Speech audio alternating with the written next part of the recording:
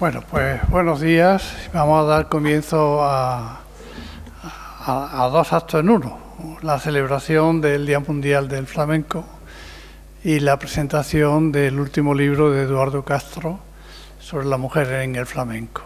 Es un libro lleno de interés y que estaba pendiente y ha llegado por fin ese libro. El flamenco es un idioma artístico y musical universal realmente, ¿no? Y lo es precisamente porque la comunicación es directa. No es ninguna casualidad que la interjección ahí sea un eje del flamenco. La alegría también, el desbordamiento del cuerpo.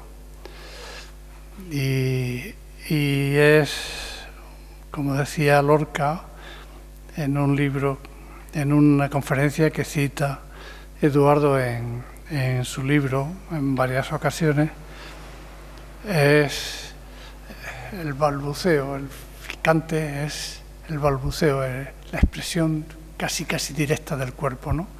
Por eso los semitonos y todo eso. De manera que es un idioma artístico universal y es bueno que hoy pues lo celebremos, aunque tenga una gran raíz en Andalucía, en Granada, en Cádiz y en otras ciudades de nuestro país. Bueno, antes de continuar, quiero excusar la falta del presidente del aula de pensamiento, que se encuentra de viaje y no puede estar aquí, y le hubiera encantado, pero es imposible que esta mañana estuviera aquí, y me ha encargado que te felicite y que te agradezca tu colaboración con el aula de pensamiento. Y presentar a Eduardo Castro en Granada, en Andalucía, es prácticamente innecesario, y en España porque es una cara mediática, ha estado al frente de medios de información muy importantes, algunos poniendo la cara, como en Televisión Española, y es conocido, de sobra conocido, en Granada también, y aquí, que es su tierra, nació en Torrenueva y aquí tiene sus orígenes familiares. Pues es innecesario, pero bueno, algo voy a decir, claro, solamente por manifestar en primer lugar mi alegría porque se encuentre entre nosotros. Yo lo conozco desde siempre para mí es desde que llegué a Granada, porque él estaba siempre muy en medio de todas las actividades, no solamente de información, sino también de otro tipo, las sociales, las políticas. Ha estado siempre muy implicado en ese mundo que ayudó a traer, y de qué manera, pues, la democracia a nuestro país. Así es que lo conozco desde siempre, y ahora ya más estrechamente desde que compartimos la Academia de Buenas Letras de Granada. Enseguida lo incorporamos a la Academia porque es escritor. La ecuación escritor y periodista, da igual donde pongamos el término, porque el resultado es el mismo. El periodismo, y sobre todo a partir del siglo XIX, el periodismo literario es consustancial a la historia de la literatura y es literatura misma, con la vertiente la que se orienta hacia la verdad, la que se orienta al espacio de la ficción o al ensayo, pero en cualquier caso él es escritor, él es periodista, y como he dicho, miembro de la Academia de Buenas Letras de Granada. Dirige el boletín de la Academia de Buenas Letras de Granada, coordina la web de la Academia y lleva el látigo con el que nos va dando a todos los académicos para que cumplamos con nuestras obligaciones, que entre ellas, y muy importante, la de la culminación y el mantenimiento de la información que se va acumulando en el diccionario de autores granadinos, que es una de las grandes obras de nuestra academia y que ofrecemos en línea en la web y que vamos actualizando. Como digo, gracias a la presión que nos mantiene obligados a cumplir con esa tarea. Él inicia su actividad profesional en Estados Unidos, en un curso que está allí, se vincula con una emisora, escribe para una revista, vive en un tiempo muy importante, el Watergate y algunos de esos momentos históricos. Regresa a España y ya se titula en la Escuela Oficial de Periodismo y ya empieza a desarrollar su tarea profesional que va desarrollando en muchísimas revistas. Aquí hay unos títulos recogidos: Posible, Ciudadano, Cuadernos para el Diálogo, La Calle, Triunfo, Tiempo, Tierras del Sur, Viajar, y también con los periódicos El País, Mundo Obrero, Diario de Granada e Ideal. También la sección española de la BBC de Londres y ya durante muchos años perteneció a la plantilla profesional desde 1985 de Televisión Española. De manera que ha desarrollado una labor intensísima desde el punto de vista profesional, muy ecuánime, muy equilibrada, pero sin perder de vista la función social del periodismo, ¿no? Que es hacer valer la opinión pública, la información veraz y comprometida con la propia realidad. Todo eso le ha hecho acreedor de muchísimos premios. Por ejemplo, el premio de José María Bujella, que fue un periodista que dirigió Patria y que es un diario del movimiento, pero que no lo parece, no lo parecía, porque yo lo recuerdo de haberlo leído en los años que llegué a Granada. Había información cultural interesantísima. Allí bregaban José Ladrón de Guevara y Juan de Loxag, y muchísimos jóvenes entonces ensayaban sus armas en aquel periódico, y Bujella precisamente pues fue un director con una amplitud de mira, y no es extraño que le dieran ese nombre a un premio, y no es extraño, por supuesto, que lo recibiera Eduardo Castro. También recibió el premio Ciudad de las Muñecas, el premio Luis Seco de Lucena, que es un premio especialmente significativo porque es a una trayectoria profesional, y además lo da la propia Asociación de la Prensa de Granada. Es decir, que te premien tus compañeros, eso ya dice algo muy positivo de la persona a la que se le otorga. Yo conozco ya a Eduardo bien, bastante bien, por lo que lo he leído y por lo que convivo con él. Y leyendo su biografía, su biobibliografía, no me extraña que formara parte de la Comisión de Asuntos Deontológicos y Profesionales de la Federación de Asociaciones de la Prensa de España. Es decir, que está en esa comisión, que es la que vela por el compromiso profesional del periodismo.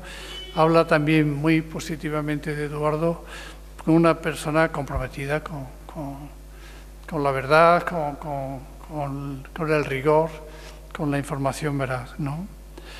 Y tampoco me extraña que durante muchísimos años y desde el principio y por un periodo, por varios mandatos, formara parte del Consejo Audiovisual de Andalucía, que es un órgano creado para el desarrollo del Estatuto de Autonomía, que vela por todo lo que es el espacio de la información audiovisual, que hoy resulta tan importante. Ahí ha trabajado también muy intensamente y además en una fase constitutiva con un compañero nuestro muy querido de la Universidad de Sevilla, el profesor Manuel Ángel Vázquez Meder. Todo esto por lo que respecta a actividad profesional. Y como actividad ya de escritor, pues tampoco extraña que publicara un libro que es referencia en los estudios lorquianos, Muerte en Granada, la tragedia de Federico García Lorca, publicado en 1975, imperante Franco, ¿no? Y siguiendo esa estela de reivindicación del poeta y de esclarecimiento de lo que fue su asesinato. También ha publicado novelas, poesía, claro, La mala conciencia, que fue una novela premiada con el premio Ángel Ganivet de narrativa en 1978. Yo me incorporé al jurado de estos premios al año siguiente justamente y también poemas, algunos libros de poesía, y ha tenido siempre en su horizonte lo que es una vinculación simbólica, cultural y profunda con la Alpujarra. Yo tengo su libro Guía General de la Alpujarra, que es, como podéis imaginaros, literatura de viajes, pero una literatura de viaje bien sustentada, con muchísimos textos, muchísimas colaboraciones. También publicó otra novela, El burro del cardenal, y otros trabajos, Tiempo de hablar, 8 escritores a grabadora abierta, en donde ha editado algunas de las entrevistas que ha ido haciendo. Es coautor de los libros sobre Gerard Brennan, El sur del laberinto, con otro compañero nuestro muy querido que murió hace poco, Juan Antonio Díaz López. Y también ha publicado Crónica de un sueño, Memorias de la transición democrática en Granada, que es un libro que hace justicia a quienes soportaron el peso de la oposición y desde distintos ámbitos políticos, sociales y culturales ayudaron a traer la democracia a España. En este sentido, él militó en el Partido Comunista de España y en la célula Gramsci, en la célula Antonio Gramsci, que es una célula que se convirtió después en agrupación política y que estuvo integrada por muchísimos intelectuales y muchos escritores y artistas de Granada. Ahí se vincularon al Club Larra, digo también porque el aula de pensamiento tiene en su ADN la actividad cultural, la difusión, la divulgación, y el Club Larra tenía también, en el tiempo que duró, pues la difusión, la divulgación cultural y la extensión del bien de la cultura, ¿no?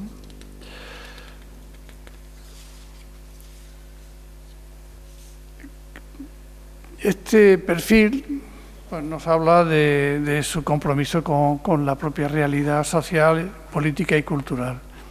Por eso él fue uno de los más activos colaboradores y promotores del famoso 5 a las 5.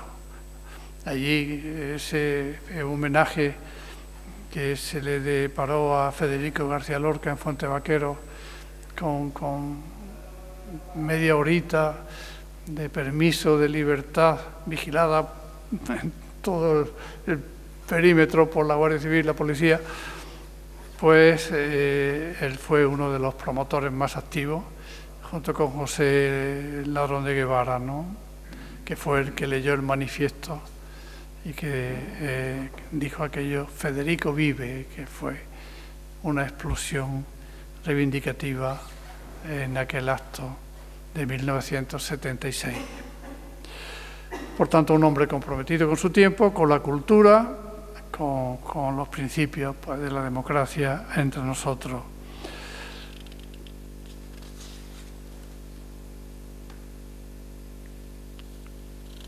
Tiene otra vertiente que no quiero dejar de subrayar, y es su afición cultural al vino.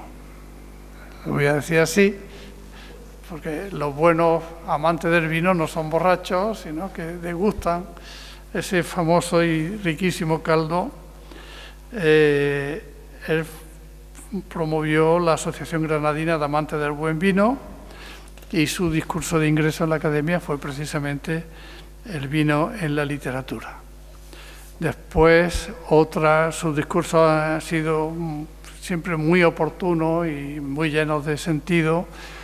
El del pase a supernumerario, que nosotros tenemos un acuerdo estatutario de a cierta edad para retirarnos, para dejar que entren nuevas promociones de escritores más jóvenes y mantengan más intensa la vida académica, sin olvidarse que a veces el vino antiguo, el vino añejo, el vino de años, el vino viejo es siempre un mejor vino. Pero bueno, así lo pensamos y así lo decidimos. Yo soy responsable de esa decisión, corresponsable, pensando en la vida de la institución.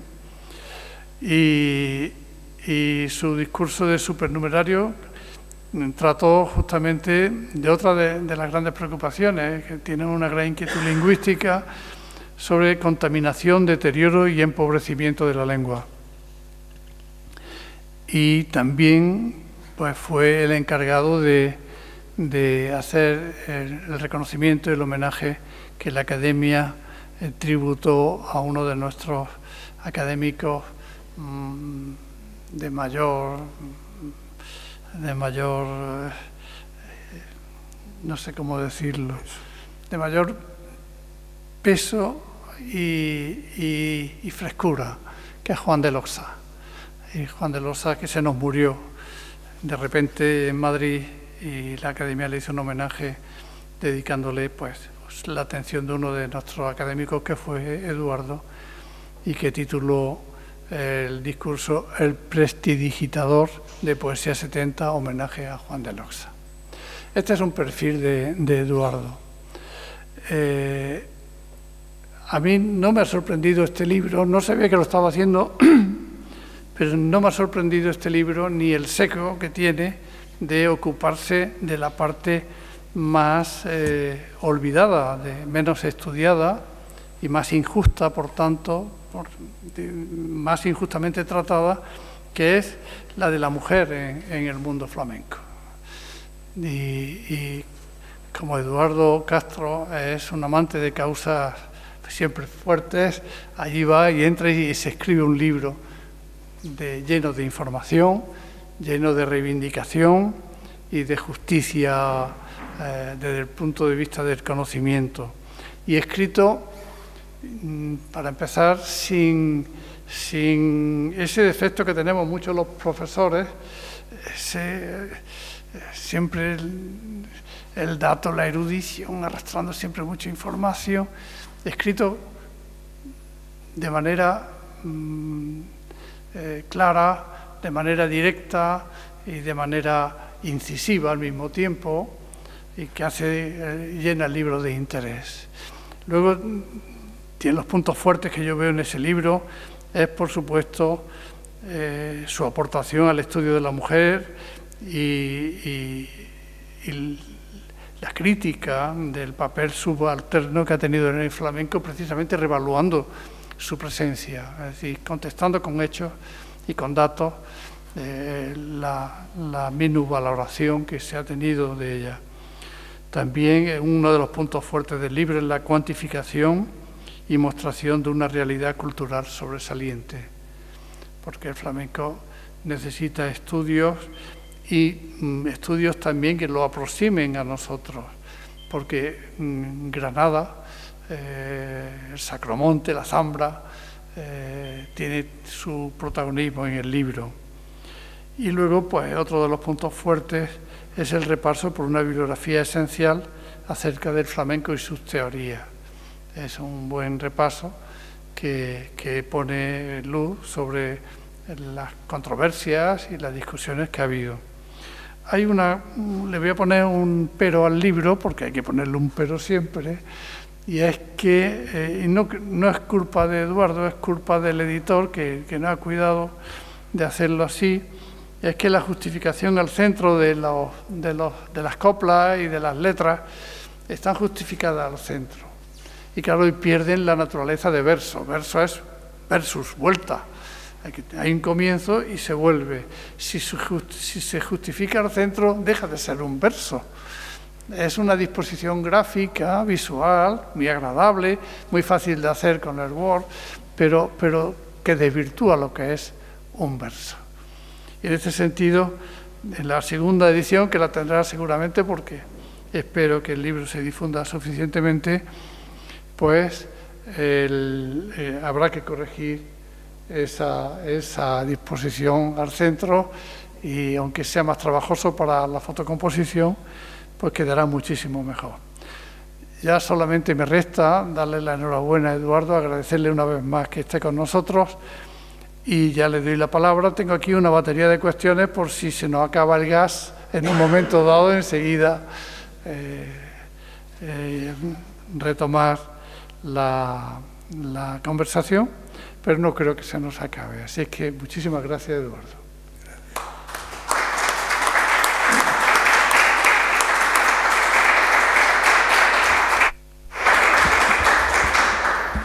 Pues las gracias te las tengo que dar yo a ti, como es lógico. Me alegra la crítica que acabas de hacer para terminar, que es una crítica a la propia editorial, porque ya tuve discusión yo con ellos por ese tema.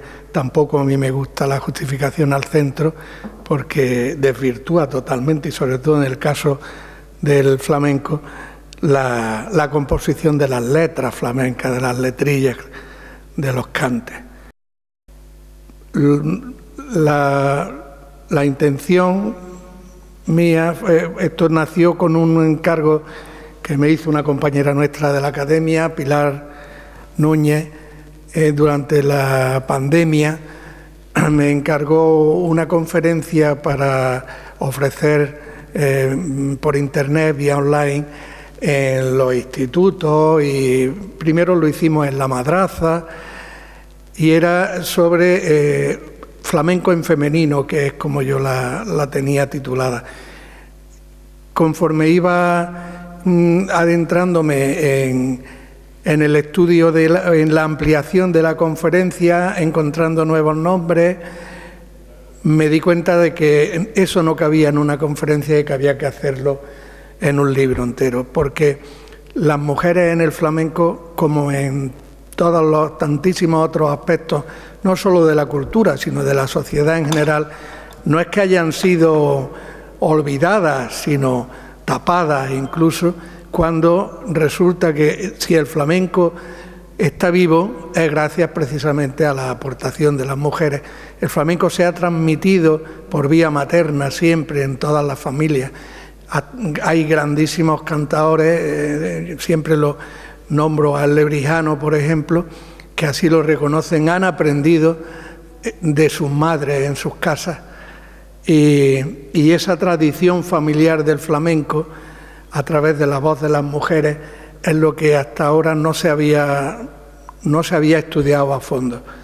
Y ante la necesidad de expresarlo, de ponerlo por escrito, de publicarlo, vi eso, que había cada vez más nombres, y no cabían ya ni en una conferencia ni en un cuadernillo, y hacía falta el libro. Esto no sé si son 200 páginas, quizás sean pocas, pero de momento yo creo que son suficientes. la primera mujer que encontré en mis investigaciones fue María Borrico, que era de la segunda mitad del siglo XIX, y la última en la que ya puse punto final por considerar que era la de mi generación, que es Carmen Linares. Entonces, desde María Borrico hasta Carmen Linares he ido sacando a la luz todos los nombres y las historias y las biografías de todas las más importantes, no solamente en el cante, porque en el libro no está recogido solamente el cante, tiene 3 partes: el cante, el baile y la guitarra. Normalmente en el flamenco a la mujer se le ha dejado el papel del baile principalmente, desde los cafés cantantes hasta las propias zambras del Sacromonte. El cante y la guitarra estaba casi exclusivamente reservado a los hombres, y a las mujeres era el baile, porque era lo más, el colorido, y también el baile era también lo más sexual. Entonces ese era el papel que se le reservaba. Sin embargo, como ya he dicho antes, los propios cantaores han reconocido tradicionalmente que lo que saben, que los cantes los han aprendido de las madres, y por eso era la necesidad que yo vi de reivindicar también la importancia de las mujeres en el cante, no solamente en el baile. Y en el aspecto más desconocido de la guitarra, donde también han brillado. Al principio incluso las propias cantaoras primeras y que se fueron profesionalizando se acompañaban a la guitarra a ellas mismas. Hay varias fotografías en el libro que así lo atestiguan. Varios nombres importantes de la historia: Anilla la de Ronda, la Parrala famosa. Las Parralas eran 2 hermanas y las 2 tocaban la guitarra, pero una de ellas sobre todo, Trinidad. Y así fue como nació la idea y como se terminó transformando el libro. Tendré en cuenta la sugerencia de lo de la justificación al centro y volveré a insistir, pero yo creo que la segunda edición está ya en marcha y que lo único que van a hacer es corregir una errata que hay en el lomo del libro, donde en vez de flamencas pone flamencas. Es lo único. Bueno, yo voy a empezar por... Perdón.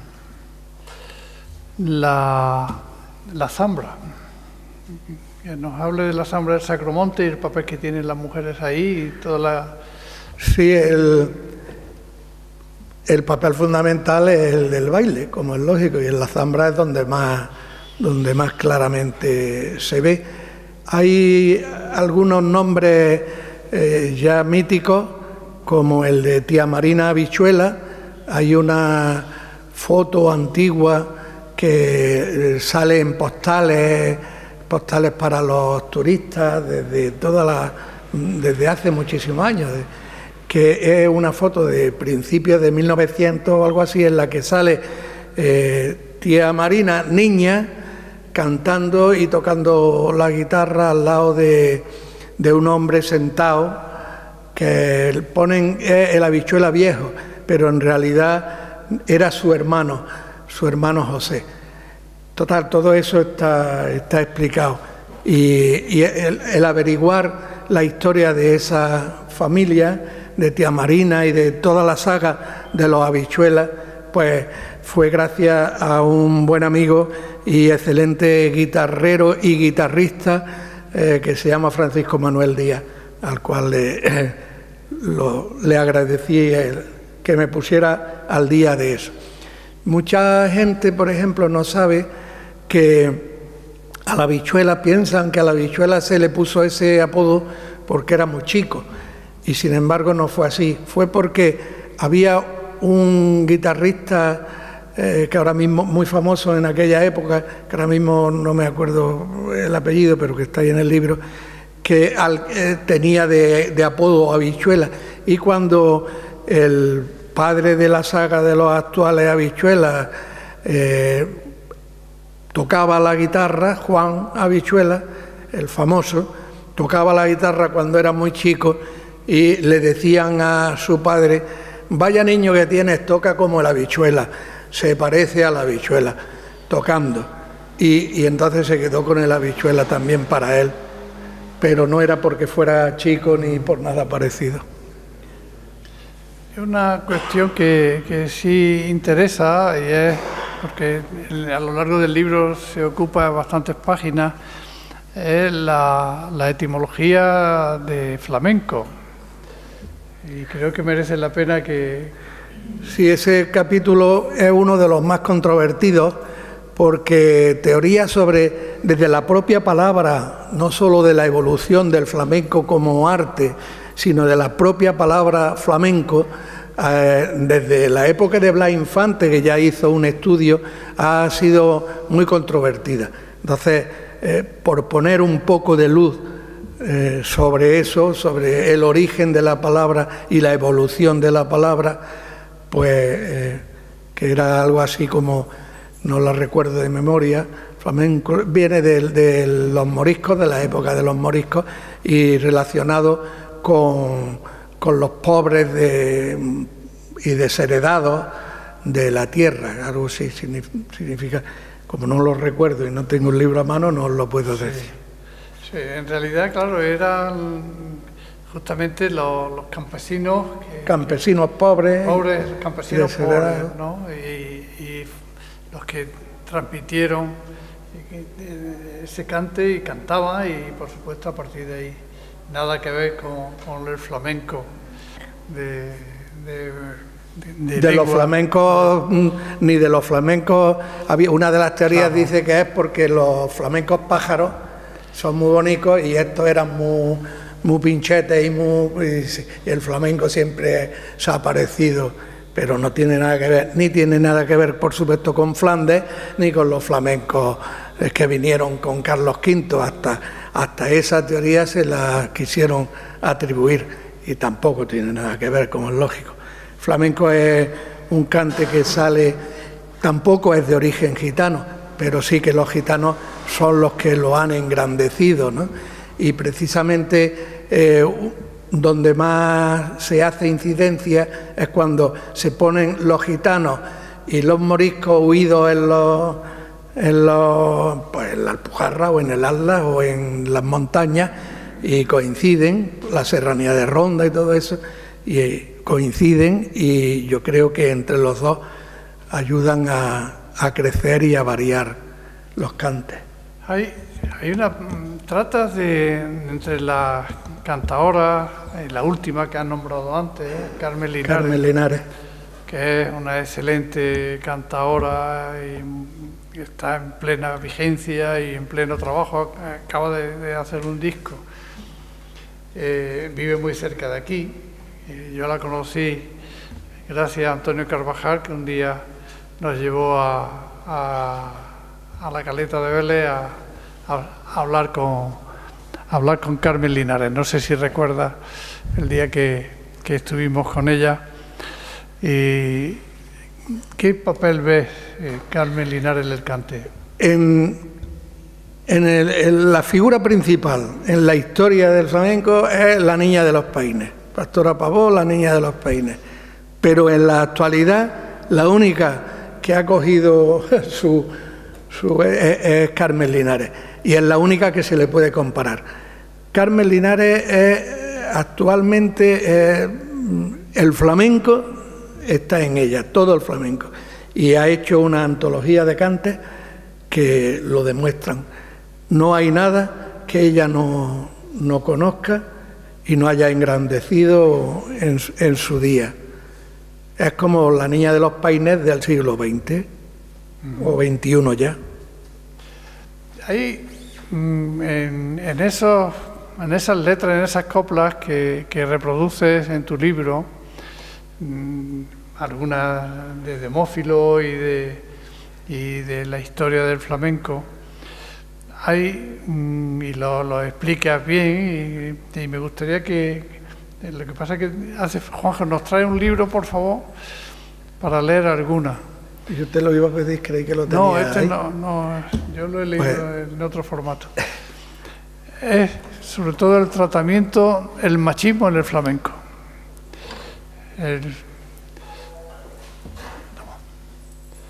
Tú coge alguna de las letras y coméntanos. Bueno, he hecho un apartado que se titula Las mujeres en las letras, donde se ven los diferentes roles que juegan, del rol de madre fundamentalmente, de amante, pero también de hija, incluso hasta de suegra, que son las que salen peor paradas, como es lógico.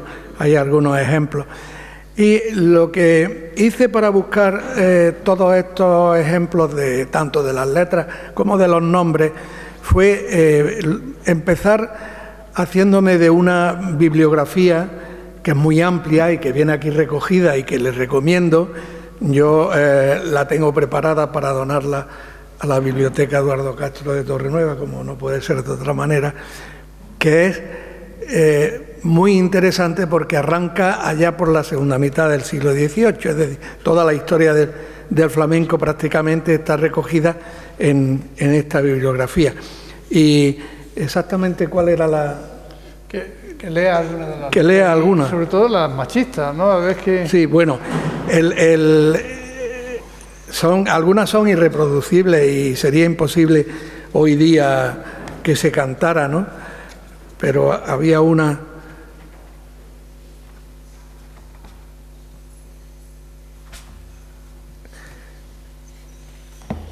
Mira, en el papel de madre siempre es el que sale mejor favorecida.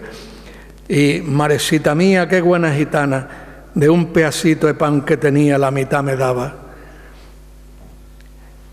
Penas tiene mi madre, penas tengo yo, y las que siento son las de mi madre, que las mías no. Entonces, como veis siempre, déjame llorar, que se me ha muerto la madre de mi alma, no la veré más. Por la iglesia mayor no puedo pasar, que me acuerdo de la madre mía y me he hecho a llorar. En fin, son todas las... Y sin embargo las de la suegra, mira qué mala es mi madre, porque te estoy manteniendo, me echa la ropa a la calle.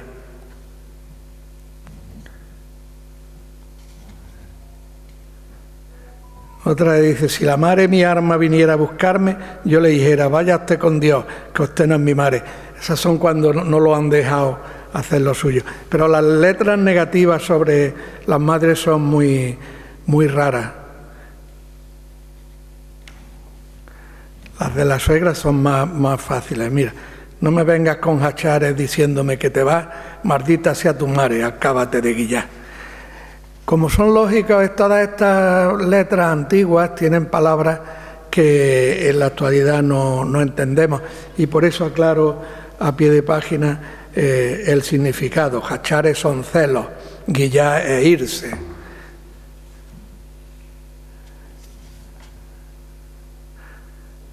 Por ti me acuesto yo tarde, por ti son todas las duquitas que terelo con mi madre. Duquitas son las penas, ya sabéis. En fin. Bueno, y sí me gustaría leer un texto de García Lorca, de su conferencia que dio cuando era muy joven,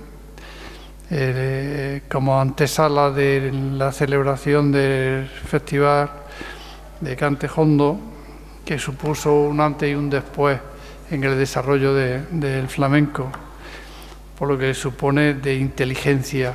Aquel joven era más que escritor, era músico, tenía una gran formación musical y dice lo siguiente: el cante jondo, acercándose a los primitivos sistemas musicales de la India, es un concepto puramente musicológico. El cante jondo, acercándose a los primitivos sistemas musicales de la India, y es tan solo un balbuceo, es una emisión más alta o más baja de la voz. Es una maravillosa ondulación bucal. que rompen las celdas sonoras de nuestra escala atemperada, que no cabe en el pentagrama rígido y frío de nuestra música actual y abre, y esta es una preciosísima metáfora, en 1000 pétalos las flores herméticas de los semitonos. Es un concepto de Cante Jondo que vincula con la India, ¿no? Y sobre todo en esa expresión final que abre en 1000 pétalos la flor hermética de los semitonos, está dando todo el sentido a lo que son las aparentes inarmonías, la alteración de los sonidos que van del grave al agudo, los intervalos de los tonos, ¿no? Y en este sentido está dando un reconocimiento pleno a lo que es el cuerpo casi directamente expresándose sin apenas mediación. Por eso habla de balbuceo. Y en este sentido es como queda aquí en esta idea de Lorca una comprensión de la importancia que tiene el cuerpo en la expresión del cante flamenco, ¿no? Y hay una vertiente que ya no solamente es el cante, sino cuando el cuerpo baila. Esos bailes desajustados, inarmónicos, bien por la alegría, bien por la pena de las bailaoras. ¿Podría hablar un poco de las bailaoras? Las bailaoras, la que rompe lo clásico es Carmen Amaya. Fue la revolucionaria en su día, como lo había sido en el cante La Niña de los Peines, ¿no? Y su revolución llega, es la primera que deja la bata de cola, que se pone pantalón para bailar, que coge unos pitos que le llamaban y hacía así. Ya en la actualidad está considerada como una de las más importantes clásicas. Además, ella le pilló joven, vivió el estallido de la guerra y afortunadamente se pudo ir. Pero luego ha triunfado en el mundo entero. Donde más, precisamente en Estados Unidos, fue donde, en Nueva York y en el mundo entero. Y es el ejemplo que sigue todavía permanente, vivo, para todas las que empiezan. Y una pregunta, porque el libro acaba, como has dicho, en una cantadora nacida en 1951, Carmen Linares, pero la generación posterior, ¿cómo ves tú las mujeres? Bueno, acaba en Carmen Linares en el cante y acaba en Pilar López en el baile. Pilar López era la hermana joven de la argentinita, pero con la argentina y todas estas que son de la misma época que Carmen Amaya y que son las que, amigas de Falla, de Lorca, las que engrandecieron en su día el baile, elevándolo a la categoría de ballet, de arte, más que baile flamenco, al uso de los tablaos o de las cosas del Sacromonte. Y son muy importantes. Sí, pero, por ejemplo, me gustaría conocer tu opinión de la hija de Enrique Morente. Bueno, eso yo siempre decía, y me pregunta, ese es el papel que dejo a los más jóvenes. Cito como ejemplo a Estrella Morente o a Marina Heredia o a Belén Maya, es decir, que han sabido labrarse un nombre importante en el flamenco, independientemente del apellido que llevan familiar, es decir, que ellas han sabido hacerse valer por sí mismas aparte de los padres o las madres, ¿no? Y por eso la cito al final, ¿no? Hoy día hay muchísimas e importantes mujeres en el mundo flamenco en todos los apartados, incluso en la guitarra, ¿no? En todos los apartados. El otro día en la Peña de la Platería, que estuvimos presentando el libro, pues nos acompañó una mujer que canta como Los Ángeles y que ahora mismo no, era Esther, a ver, ¿cómo era? Estoy un poco confundido con el calor de mi tierra y no me fluyen los nombres, pero fue muy interesante. Muy bien. Si me permite el libro. Sí. Aquí se nombra también Enrique Morente. Claro. Que es uno de los grandes cantaores y además uno de los que, algo muy difícil en el cante primitivo, en el cante de origen tan primitivo, de los que lo vinieron a innovar. Hay un disco suyo que es un antes y un después en el flamenco, que es Omega, y que ahí hay una exploración y un desarrollo de nuevos cantes. ¿Podría hablarnos de Enrique Morente? Por supuesto, yo conocí a Enrique en Madrid cuando estaba yo estudiando y él cantó en un sitio donde lo hizo varias veces, el Colegio Mayor San Juan Bautista, que era muy famoso allí en Madrid, y lo conocí allí. Él me confesó que una de las cosas que me contó, que fueron muchas, ¿no?, que Camarón, el que luego pasó a ser el más famoso de su generación, que Camarón lo llamaba a Enrique para pedirle: oye, Enrique, recuérdame cómo se cantaba la malagueña del mellizo, en fin, no, lo que fuera. Y Enrique, que es el que se sabía todos los cantes, había participado en la grabación de la antología del cante famoso, una especie de enciclopedia que salía por discos de estos de pizarra grande, no de pizarra, de vinilos ya, pero grandes, y que tenía varios, como los tomos de la enciclopedia, pero en discos. Él eran, no sé si eran 12 o 14, y él había cantado muchos de esos cantes.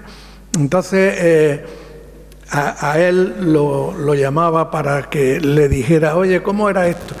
Y luego, sin embargo, pasó Camarón a la historia como el renovador, pero el verdadero renovador, y el verdadero, más que renovador, primero el conservador y luego el renovador fue Enrique. Nadie se habría atrevido en el mundo flamenco a cosas como las que se atrevió Enrique. No solamente como tenemos el ejemplo del disco Omega, cantando con la gente del rock, sino con la orquesta sinfónica, o haciendo, por ejemplo, lo que luego hizo Leonard Cohen, el pequeño Val Viennet. En fin, Enrique ha sido un auténtico revolucionario en su época, por supuesto. Y a los que nos cupo el honor de conocerlo y compartir con él algunas veladas, pues eso no podemos olvidarlo nunca. Y una pregunta que creo que podrías contestar con mucho sentido, dado tu experiencia y conocimiento en el flamenco, es si la vertiente comercial en que ha entrado el flamenco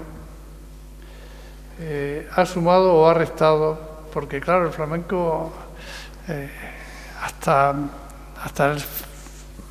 la primera mitad del siglo XX era gratis et amore, o por lo que te daban de beber, prácticamente, en las tabernas y poco más. Sí, pero el flamenco por muy comercial que sea, es para oírlo en directo. El flamenco es en directo. Y me da lo mismo si el cante en directo está sobre un escenario en un teatro o está en la intimidad de una cueva del Sacromonte o de una peña flamenca. Da lo mismo, pero tiene que ser para vivirlo y oírlo y vivirlo en directo siempre. Hay cosas que, por ejemplo, Juan Pinilla, que es un auténtico maestro, me decía que nunca se vive como en una peña o como en un tablao, comparándolo con un teatro, que no es lo mismo. Pero, por ejemplo, yo recuerdo cuando fuimos a ver a la saga del Lebrijano, estaba su madre, era María la Perrata, cantaba el Lebrijano, un tío suyo, venían otros que tocaban, venían incluso los palmeros, y era en el Auditorio Manuel de Falla. No es lo mismo, por supuesto, como si fuera en un tablao o en un... pero aquello no tenía, aquello fue histórico. O cuando vino Tianica la Piriñaca, que no recuerdo ahora mismo en qué escenario fue, aquello era... son cosas que no se olvidan cuando las has vivido en directo. Una de las cosas que resalto y que más me ha gustado destacar en la historia de las mujeres que recojo aquí en el flamenco es cómo la mayoría de ellas tenían que luchar contra el machismo de su propia familia, sobre todo de sus maridos, como, por ejemplo, Pepe Pinto, que era el marido de la niña de los peines, vivían del arte de ella, toda la familia y todos los allegados. Sin embargo, se permitía el lujo de decir que ya no cantan mientras...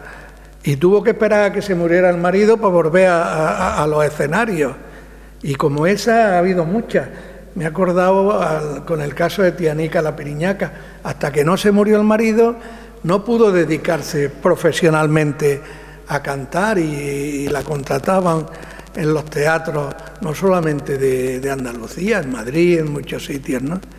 Y eso es una realidad que le ha tocado sufrir, a muchas de ellas. Bueno, para cambiarla está este libro, desde luego. Bueno, vamos a ir poniendo punto final, pero antes sí quiero invitar a los asistentes a hacer alguna pregunta o si quieren hacer alguna intervención. Juanjo. Eduardo, sabes de sobra mejor que nadie que el flamenco, la copla y demás ha estado siempre físicamente relacionada con la poesía. Has mencionado, por ejemplo, a Juan Pinilla, que es gran amigo mío, que hizo un disco como unos poemas de poetas que conocemos todos y no sé si la habrás escuchado. Quisiera que me explicaras tú la conexión que hay entre la copla y la poesía, entre el flamenco y la poesía. Pues todo, ¿no? Las coplas y las letras son poesía, son pura poesía. Precisamente tengo aquí un mensaje que me ha puesto Juan. Mira, y es sobre una letra mía, que él ha sacado de uno de mis libros, y dice: en la vereda del monte hay caminito del monte, llora mi niño, sin canaide le importe el chaborrillo, que nació en cueva pobre y sin chavico. Y dice él, esta letrilla está pidiendo a gritos, no, esta letra que estaba pidiendo a gritos quien la cantara, con esta letra te acabará pasando como a Machado, que dirán que es popular, me dice él. Y me ha prometido que la cantará, a ver si es verdad que se la oímos.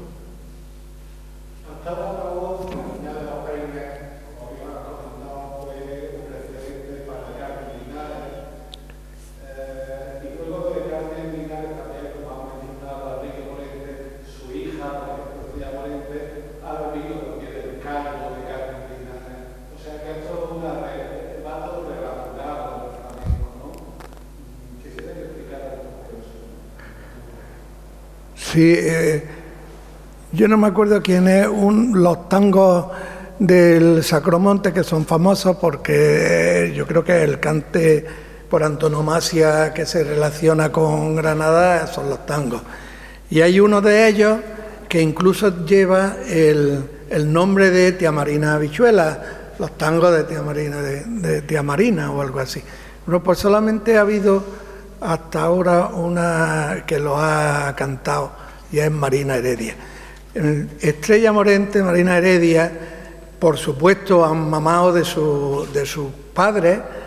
Marina es la hija del Parrón, y Jaime el Parrón pues es muy conocido, no ha sido nunca famoso ni como Enrique, pero es muy tradicional y muy fuerte, tiene una voz ronca, potente, y tanto Estrella como Marina Heredia han aprendido de sus padres, en su caso, oír, que es cosa contraria a la que antes he explicado, que los cantadores habían aprendido de las madres. En este caso de estos dos, las hijas han aprendido de los padres, pero es la excepción que confirma la regla.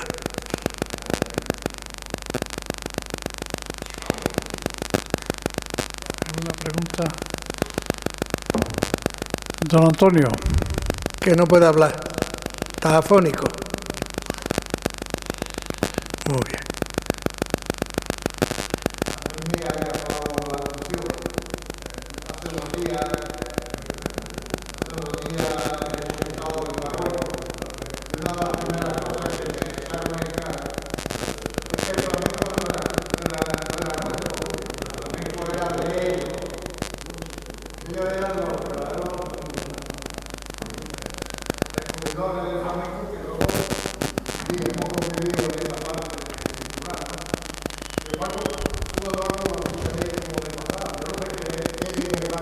Bueno, no es de pasada, además la propia palabra tiene ese origen de, como ha dicho Antonio, que no me acordaba, que era de campesino pobre, famoso. Sí, aquí... Pero había no me acuerdo quién ahora mismo, pero ya os he dicho antes que había empezado por el propio Blas Infante a buscar y rebuscar, y había unos que...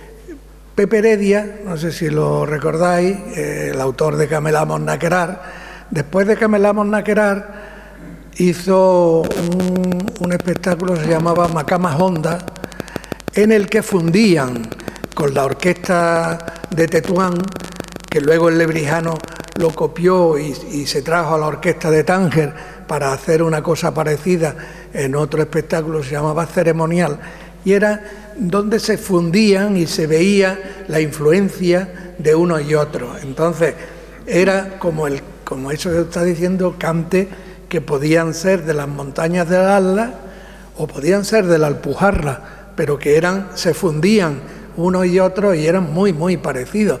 Y había uno que decía que esto, donde mejor se podía explicar, era oyendo al muecín en las mañanas cuando hacía en el Ramadán, cuando se ponen a cantar, que hoy ya lo hacen con altavoces, como las campanas de los pueblos aquí también ya muchas veces son con altavoces en vez de con campanas. Y allí dice que cuando se ponía, es verdad que podía ser, y la curiosidad del ay que tú has dicho antes, ay y ayayay, casi todos los cantes empiezan con un ayayay, que no tiene por qué ser de sufrimiento, aunque principalmente siempre se ha creído que el verdadero cante hondo empieza por el sufrimiento del pobre, del pueblo, que es el que en el arao o en el mulo empieza con el ayayay, pero también todas las alegres, los tangos, las bulerías, también empiezan con el ayayay, o sea que no necesariamente es de sufrir, puede ser también de festejar. Sí, pero claro, el origen no puede ser más claro de expresión.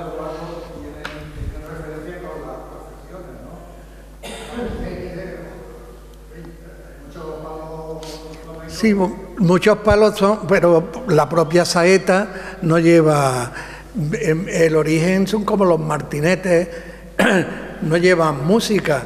Los martinetes eran en el yunque, el martillazo con el yunque, y ese era el acompañamiento. Pero los cantes, había una granaína, María la Gaspacha, que se hizo famosa y ganó concursos hasta en Barcelona, en la Exposición Universal del año 29-30, cantando saetas. Y las saetas no tienen música. Cuando va la procesión y empieza la saeta, si hay música tocando, se calla, para que se oiga nada más que la saeta.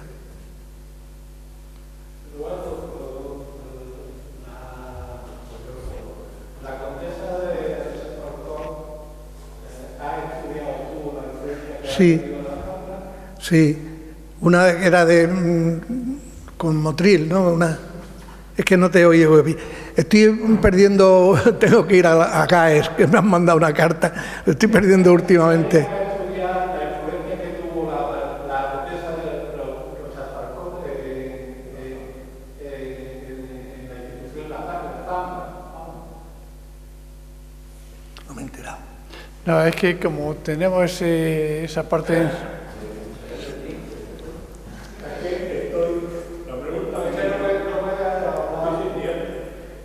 Que si has estudiado la influencia que tuvo la condesa de los Alcorcón en la Fabra. La condesa De los Alcorcón en la Fabra. en la Zambra. Pues se ve que no, porque es la primera.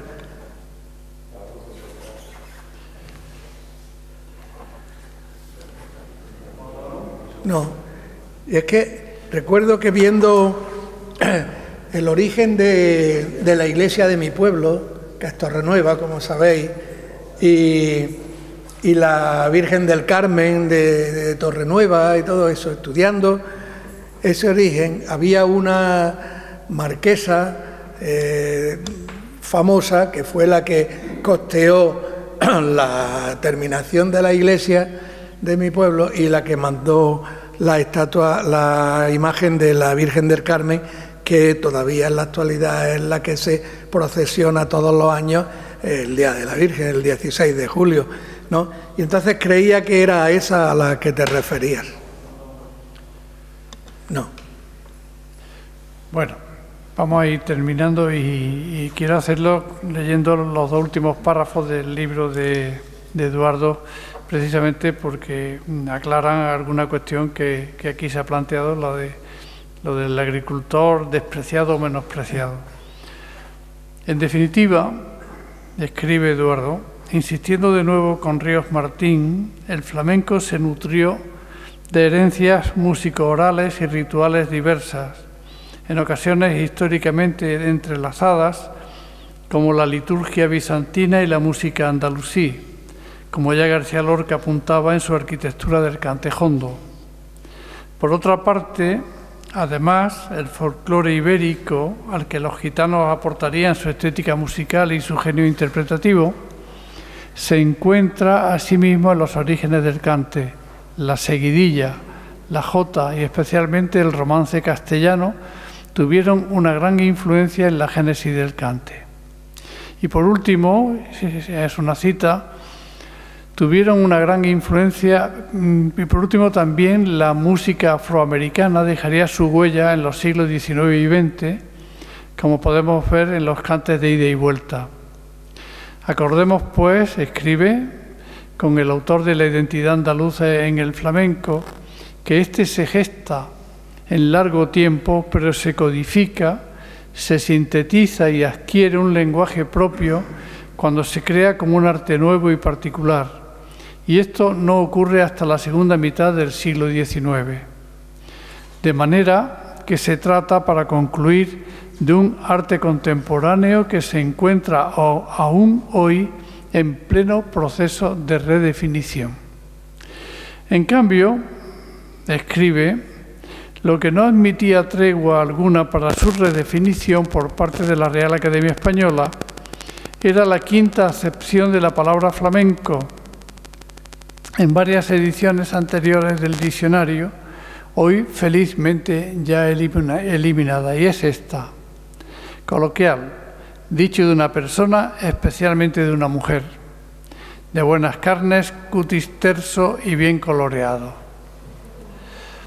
Como también debería la autoridad lingüística introducir sin reparo entre las acepciones relacionadas con el arte flamenco una sobre su posible origen etimológico arábigo-andaluz, pues aunque los arabistas no se puedan tomar en serio la teoría de Blas Infante, los estudiosos del árabe marroquí sí que pueden, como fácilmente se puede constatar con tan solo consultar el diccionario moderno de Francisco Moscoso y encontrar estas dos entradas: agricultor, fela, y despreciado, menospreciado, maskur, de la mezcla de fela, maskur, de ahí puede venir flamenco.